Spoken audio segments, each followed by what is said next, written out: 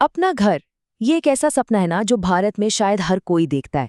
एक ऐसी छत, एक ऐसी जगह जिसे कोई अपना कह सके। लेकिन खासकर मिडिल क्लास के लिए ये सपना अब हकीकत से ज्यादा एक दूर का सपना बनता जा रहा है। तो आखिर ऐसा क्या हुआ कि ये इतना मुश्किल हो गया? ये लाइन सिर्फ किसी नाटक की नहीं है। ये आज भारत में घर खरीदने की हसरत रखने वाले लाखों लोगों के मन की उलझन है। ये दिखाता है कि घर खरीदना अब सिर्फ एक फाइनेंशियल फैसला नहीं, बल्कि एक इमोशनल कश्मकश बन गया है। तो आज हम इस पूरी कहानी को समझने के लिए इन हिस्सों पर गौर करेंगे।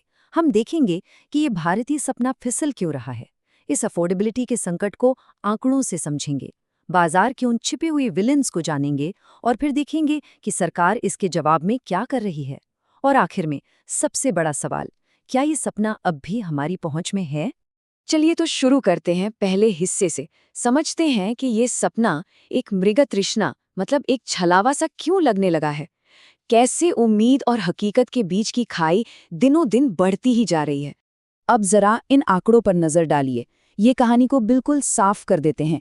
ये जो पहला बार है, ये दिखाता है कि 2020 से 2024 के बीच प्रॉपर्टी की कीमतें करीब 9.3% की सालाना रफ्तार से बढ़ी। और अब दूसरा बार देखिए, लोगों की इनकम वो बढ़ी सिर्फ 5.4% की दर से। तो ये जो गैप है ना, यही सारी समस्या की जड़ है। तो सवाल ये है कि इस संकट को नापें कैसे?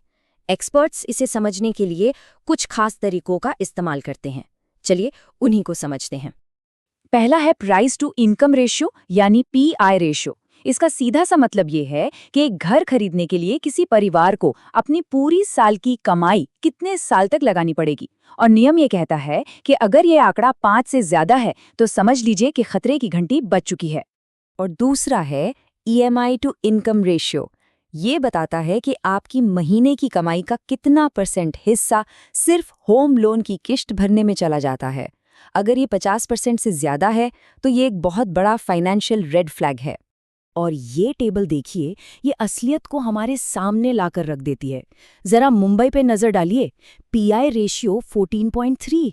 इसका मतलब है कि एक आम घर खरीदने के लिए आपको 14 साल से भी ज्यादा की पूरी कमाई चाहिए। और ईएमआई रेशियो 116%।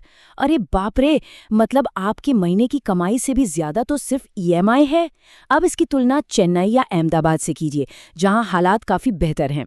और ये मत सोचिए कि ये सिर्फ मुंबई या दिल्ली की कहानी है। अगर पूरे देश का औसत देखें तो ईएमआई टू इनकम रेशियो 61% पर पहुंच चुका है। सोचिए 4 साल पहले ये 46% था। ये एक बहुत बड़ा जंप है और ये पूरे देश को प्रभावित कर रहा है। तो आखिर ये कीमतें इतनी तेजी से बढ़ क्यों रही हैं? चलिए अब बाजार के कुछ छिपे हुए खलनायकों पर नजर डालते हैं, क्योंकि ये सब जो हो रहा है वो कोई इत्तेफाक नहीं है। इसके पीछे कुछ बहुत सिस्टमैटिक प्रॉब्लम्स हैं।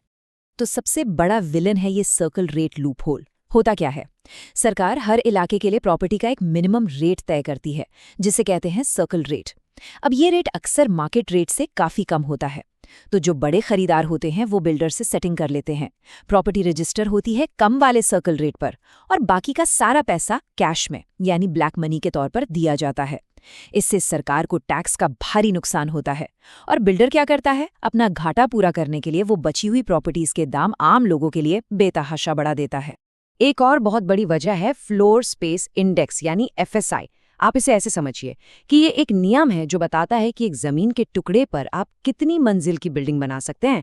भारत में ये एफएसआई काफी कम रखा गया है। नतीजा, हम ज्यादा ऊंची इमारतें नहीं बना पाते। इससे क्या होता है, घरों की सप्लाई आर्टिफिशियली कम हो जाती है।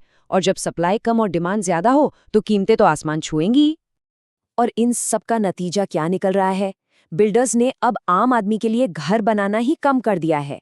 पिछले 2 सालों का डेटा देखिए, 1 करोड़ से कम वाले अफोर्डेबल घरों की सप्लाई 36% घट गई है। वहीं 1 करोड़ से ऊपर वाले लग्जरी घरों की सप्लाई रॉकेट की तरह बढ़ी है। जाहिर है उसमें प्रॉफिट मार्जिन ज्यादा जो है। लेकिन कहानी में एक और मोड़ है। ऐसा नहीं है कि सिर्फ समस्याएं ही हैं। सरकार ने भी इन मुश्किलों से निपटने के लिए कुछ बड़े कदम उठाए हैं। चलिए अब उन पर एक नजर डालते हैं। सबसे पहले बात करते हैं हाल के बजट की। सरकार ने खास तौर पर नौकरी पेशा लोगों को राहत देने के लिए नई टैक्स रिजीम में कुछ अहम बदलाव किए हैं। आप ये नए टैक्स स्लैब देख सकते हैं। मकसद साफ है, लोगों के हाथ में ज्यादा पैसा रहे ताकि उनकी खर्च करने की ताकत बढ़े। और इसका सबसे बड़ा फायदा ये है कि अगर स्टैंडर्ड डिडक्शन को भी मिला लें तो अब 12.5 लाख यानी 12.75 लाख रुपए तक की सालाना इनकम पर कोई टैक्स नहीं देना होगा। ये वाकई एक बहुत बड़ी राहत है। इसके साथ ही एक नई यूनिफाइड पेंशन स्कीम भी लाई गई है। इसका लक्ष्य है सरकारी कर्मचारियों को रिटायरमेंट के बाद एक अच्छी फाइनेंशियल सिक्योरिटी देना। इसमें आखिरी सैलरी के 50% के बराबर पक्की पेंशन का वादा है। सरकार की कोशिशें सिर्फ टैक्स और पेंशन तक ही नहीं रुकी हैं, पूरे शहरी ताने बाने को बदलने के लिए बड़े स्तर पर काम चल रहा है। प्रधानमंत्री आवास योजना को ही ले लीजिए। इसके तहत अब तक 1.16 करोड़ से ज्यादा अफोर्डेबल घरों को मंजूरी मिल चुकी है। ये कोई छोटा मोटा आंकड़ा नहीं है। और शहरों में सफर को आसान बनाने के लिए भी जबरदस्त काम हुआ है। आज देश के 29 शहरों में 1000 किलोमीटर से ज्यादा लंबा मेट्रो नेटवर्क काम कर रहा है। सोचिए, 2014 में ये सिर्फ 248 किलोमीटर था। और हाँ, घर खरीदने वालों के हक की रक्षा के लिए रेरा यानी रियल एस्टेट रेगुलेटरी अथॉरिटी भी बनाई गई।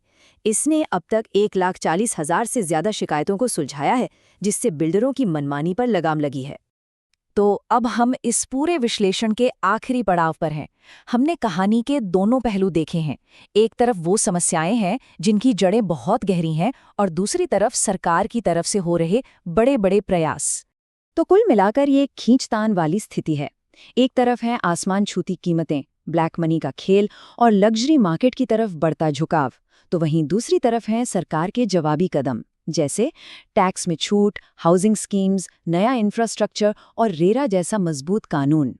तो सबसे बड़ा सवाल यही है कि इस खींचतान के बीच क्या अपना घर होने का जो भारतीय सपना है, वो आने वाली पीढ़ी के लिए हमेशा के लिए बदल रहा है?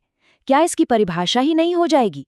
ये एक ऐसा सवाल है जो हम सबको सोचने पर मजबूर करता है।